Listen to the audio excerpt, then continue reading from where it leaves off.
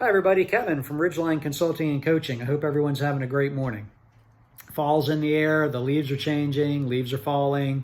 It's that time of year. It's always a great feeling, at least for me, at the change of seasons. Even though I know that the season that comes after this is cold, and I'm not such a fan. Anyway, last week I was thinking about the topic of this video. I was on a 3-day backpacking trip in Southern Virginia, out in the forest with a backpack strapped to me, climbing big mountains and hills, and it was very challenging. And as I was, going up a hill that seemed like it never ended, a mountain that seemed like it never ended, I was thinking about, the end game. And when I get to the top, it's going to be the payoff, and about how that, challenging myself in that way applied to so many areas of my life. Whether it's in my personal relationships, whether it's in my work relationships, or my just work in general, if I set a high goal, I can push through and meet that challenge, and that's what physically challenging myself as a backpacker does. I set these goals to hike 100 miles in 6 days, or do a 25-mile day, or climb 2 big peaks in one day. And, when I achieve those goals, it's awesome. It's just great. Mentally, it tells me I can do almost anything that I want. And even a couple of these goals that I've set over the past summer in backpacking, I didn't think I could do. I did them because my hiking partner and I agreed we were going to make a shot at it.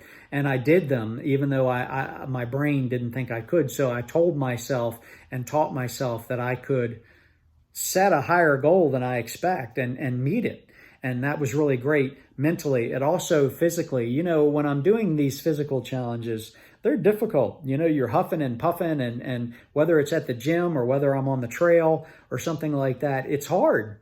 But I feel so great when I do it physically. I'm not a doctor or a scientist, but I'm thinking it's endorphins that, your brain and your body get to working together, and you're pushing hard, and wonderful magical things happen, physically when I've achieved something or gone out and had a great workout or something like that.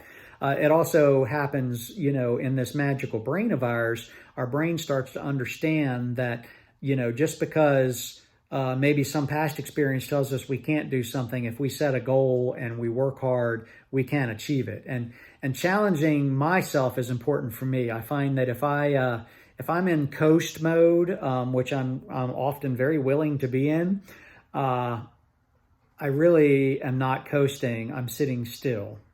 And if I sit still too long, both physically and mentally, I start to go backwards. I regress. And that's not something that I want for myself. I encourage all of my coaching clients to always to keep trying to bring more information into the brain, to challenge ourselves physically. Men in particular that I work with, a physical activity, bicycling, jogging, going to the gym, hiking, anything, just walking around the neighborhood, some sort of physical activity is a great challenge for all of us.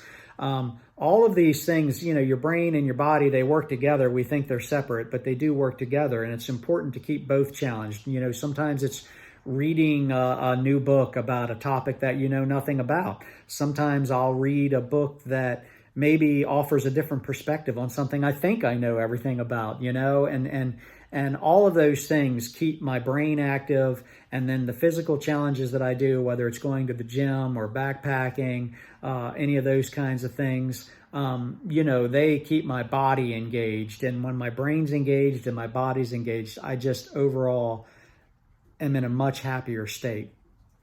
And so as a coach, I encourage all of my clients to challenge themselves, to pick something, that maybe is a high goal, and make a plan and go for it. And that's what a coach can help with. And I encourage you, if you're watching this and you're interested in challenging yourself, to find a coach that you make a connection with, that can help you identify these challenges that you want to do, and then create the plan. And then having a coach to check in with is awesome. I check in with my coach, and we talk about what we were going to do this, the plan we had for this past week, and what worked and what didn't. And then we go forward with, any changes or encouragement for, keeping the plan in place and moving forward. challenging ourselves both physically and mentally, I think, is essential. And having a coach really helps pinpoint and clarify the challenge and also the plan to meet the challenge. So once again, I encourage you, find a coach you make a connection with. It could be me, it could be someone else. A coach can help immensely in this. If you like this video, if the content is something that you relate to and you want to make a comment, please do so below. Like and subscribe the channel. I'm going to post this on YouTube. I also have a website, www.ridgelineconsults.com. I'm anxious to hear from anyone who has any thoughts or comments. Have a great day, and I'll talk to you soon.